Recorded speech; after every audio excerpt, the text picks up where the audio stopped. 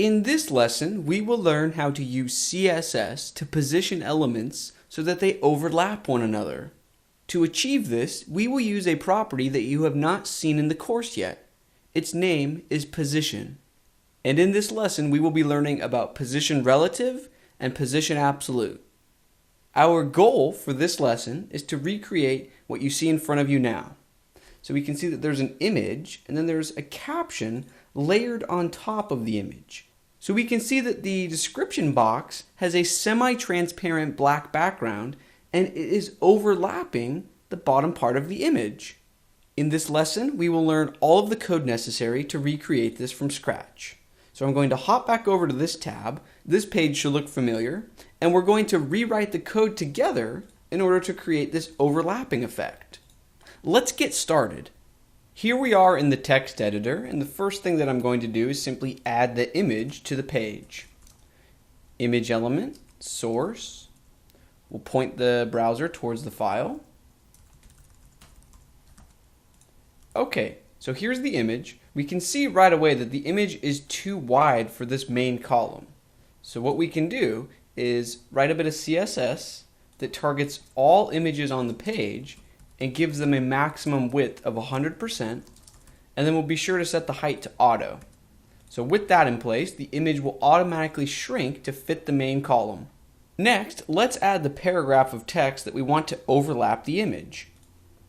I'll create a new paragraph, and I'll simply paste in a bit of text so you don't have to watch me type this out. So if we refresh in the browser, we can see here's the text. Next, let's add a few extra classes and elements in our HTML so that we have more hooks to target in our CSS code. So I want to wrap both the image and the text inside a parent div, and we'll give that div a class of image banner. And then the text itself, I think that should also be in a div. So we'll give this div a class of banner description. Okay, so now our HTML has these two additional hooks to target. Let's begin writing our CSS. We'll create a comment to stay organized. Banner overlay. So the first thing that we want to target is the div with the text, and it has a class of banner description.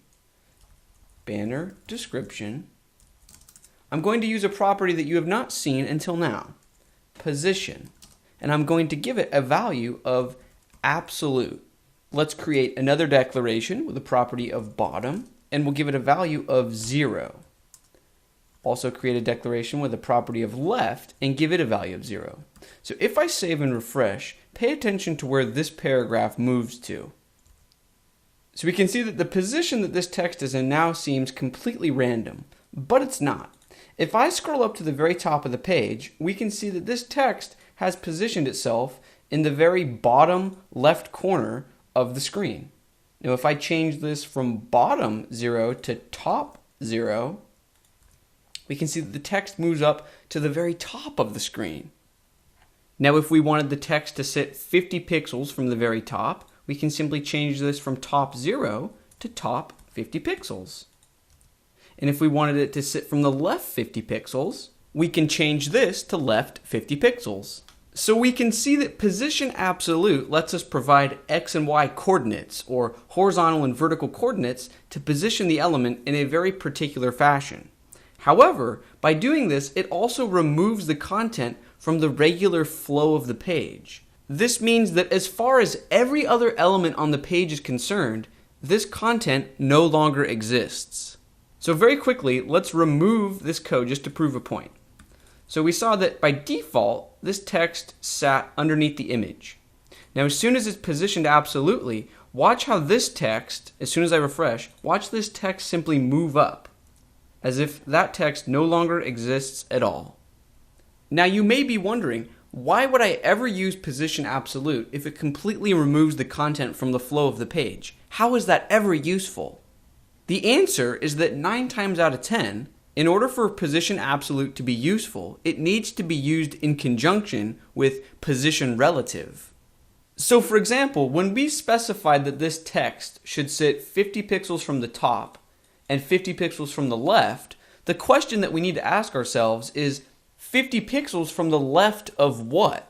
Or 50 pixels from the top of what? Now, by default, the browser will use the web browser window as our frame of reference for these top and left values. However, an element that uses position absolute will search up its family tree or up its Russian stacking doll model for the closest ancestor element that uses position relative. And once it finds that element, it will use it as its frame of reference for these values. So we know that in our HTML, this banner description element, which is what is housing this text, we know that it has a parent element of image banner. So if I change image banner to use position relative, watch what happens when we refresh. This text is now positioning itself 50 pixels from the top of the image banner and 50 pixels from the left of the image banner. Very quickly, let's review the HTML structure that makes this possible. This is the element that's being positioned absolutely. It searches up its family tree to find the nearest ancestor with position relative, which happens to be image banner. So it then tries to position itself in relation to image banner. So you'll remember that we wanted our description to sit at the bottom of the image.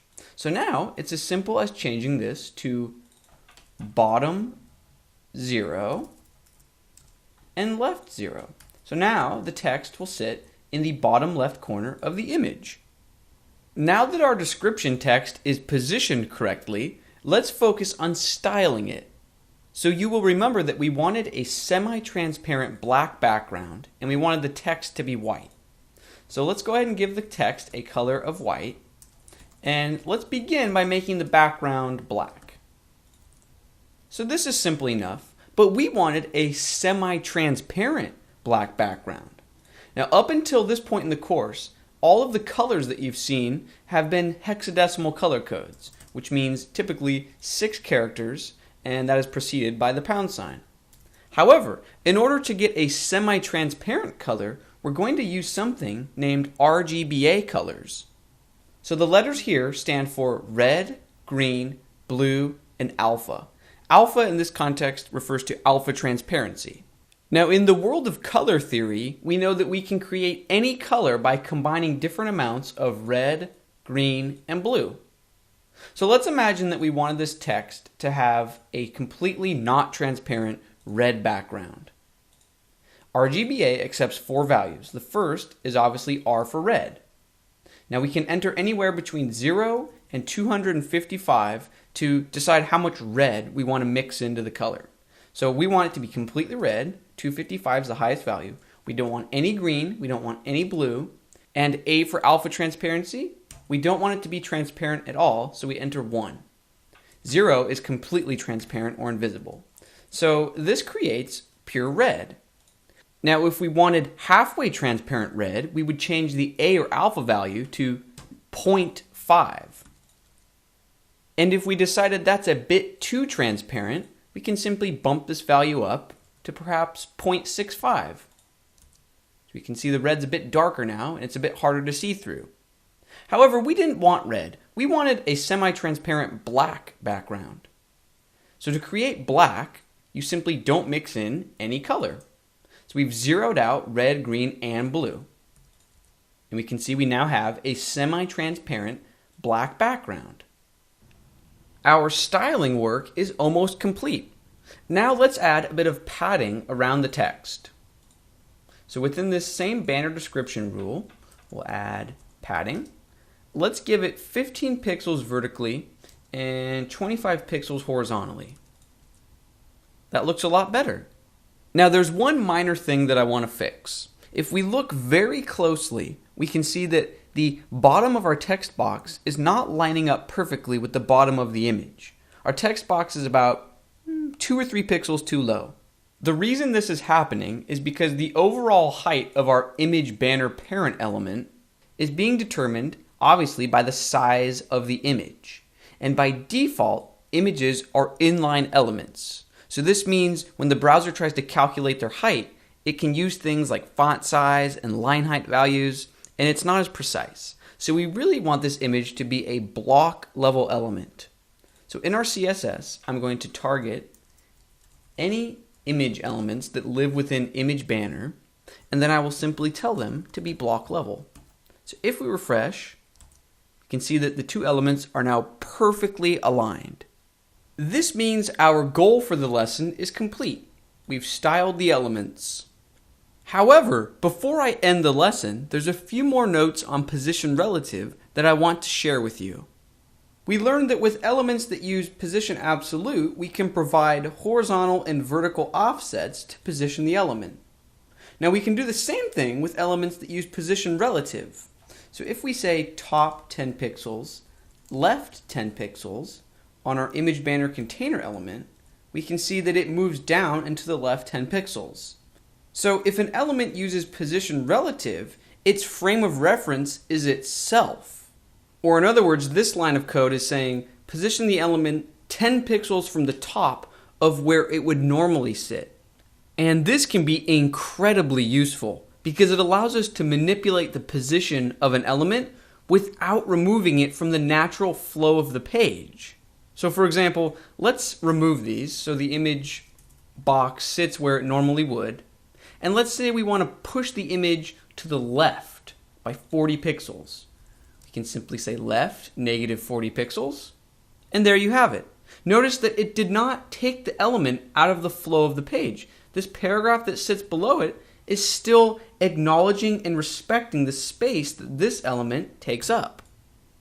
However, even though the other elements on the page are aware of this content, they are not aware of its offsets. So for example, if we give this element a top offset of 60 pixels, you can see that it is now overlapping this text. So this paragraph of text does not know to move down 60 pixels to accommodate the offset of our image box. So let's go ahead and remove these two offsets so the image box sits where it normally would.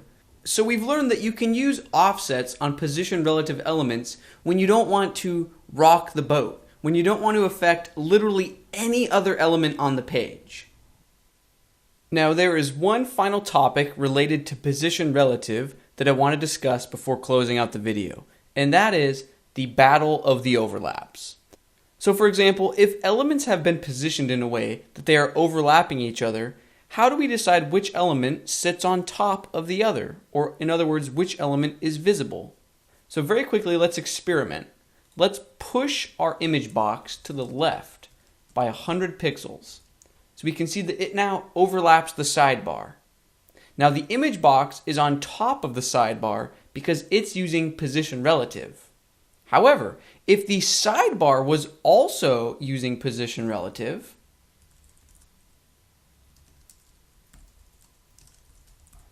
we will see that it's now on top because it comes later in the HTML. Here's our image box. If we scroll down, here's the sidebar. So the rule of thumb is, if both elements are using position relative or position absolute, whichever element comes later in your HTML will be layered on top. Now there is a way to override that behavior. So even though sidebar comes last in the HTML, if we wanted our image box to overlap the sidebar, we can use a property named z-index. So on the image banner element, I will add a property named z-index, and I will give it a value of 10. We can see that this places the image box on top. Z-index is essentially the stacking order of an element. Whichever element has the larger z-index value will be placed on top of the other element. So if we went to our sidebar and gave it a z-index of 11, it would stack on top. That's going to bring this lesson to a close. There was a lot of material in this lesson, so here's a quick review. Position absolute lets you remove an element from the natural flow of the page and instead position it in relation to an ancestor element. Absolutely positioned elements will look for the closest ancestor element that uses position relative, and it will use that element as its frame of reference. If the absolutely positioned element does not have any ancestors which use position relative, it will use the web browser window as a whole as its frame of reference. If multiple elements are overlapping each other and you want to have fine-grained control over which element stacks on top of the other, you can use the z-index property to establish a stacking order. I will see you in the next lesson.